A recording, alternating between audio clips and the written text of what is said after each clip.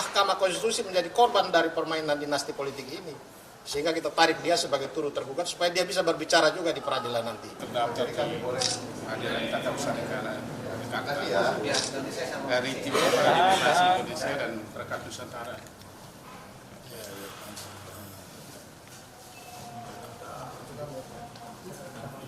Tergugatnya 12 orang.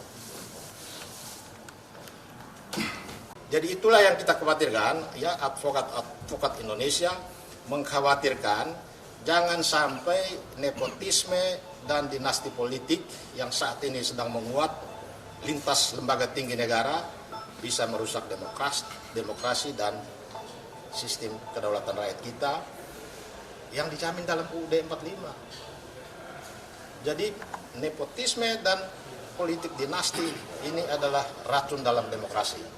Itulah yang membuat kita sekarang ini mengajukan gugatan ke Pengadilan Tata Usaha Negara sebagai perbuatan melanggar hukum yang dilakukan oleh pejabat pemerintah dan badan-badan pemerintah.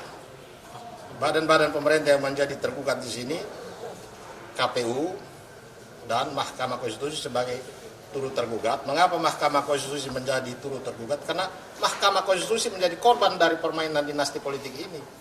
Sehingga kita tarik dia sebagai turut tergugat supaya dia bisa berbicara juga di peradilan nanti. 12 pihak itu siapa aja? Tergugat 1 Presiden Jokowi, tergugat 2 Anwar Usman, tergugat 3 Gibran Rakabuming, tergugat 4 Bobi Nasution, tergugat 5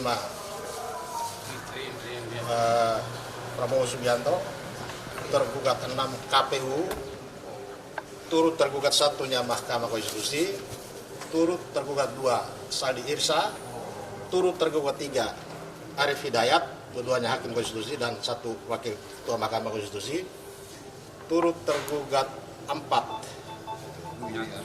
Ibu Iriana Jokowi, turut tergugat 5 Kaisang, turut tergugat 6 bocor alus politik Tempo.co. Mengapa Tempo.co kita tarik menjadi pihak dalam perkara ini? Bukan karena Tempo.co bersalah, tapi Tempo.co secara berturut-turut mengungkap bagaimana dinasti politik, nepotisme bermula dari Solo. Itu kata Tempo.co. Semuanya bermula dari Solo. Bahkan Ibu Iriana dijuluki di dalam Tempo.co itu sebagai Ibu Suri.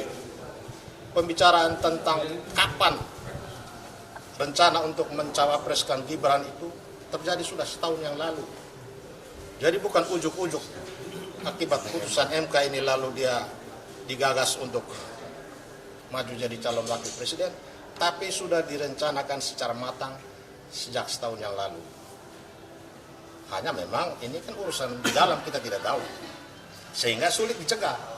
Sampai dengan masyarakat baru mulai mencurigai itu setelah beberapa perkara, 5 atau 6 perkara dengan substansi yang sama diajukan dalam waktu yang hampir bersamaan dan 1-2 perkara tentang bagaimana Gibran bisa jadi wakil presiden. Itu berarti hitungan-hitungan masyarakat bahwa saat ini kedaulatan rakyat bisa digusur, ya bisa digeser melalui dinasti politik, bisa jadi kenyataan. Sekalipun hasil pemilu memenangkan misalnya Anies Baswedan, paket 01 dinyatakan menang. Kemudian paket lain menggugat ke Mahkamah Konstitusi.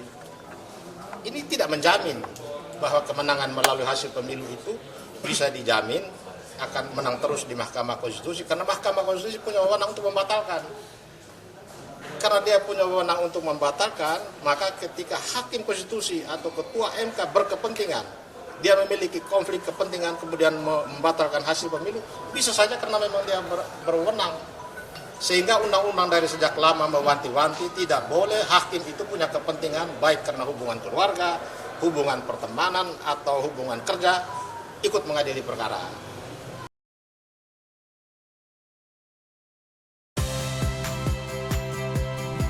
Saya Audrey Chandra.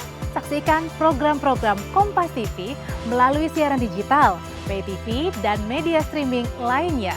Kompas TV, independen, terpercaya,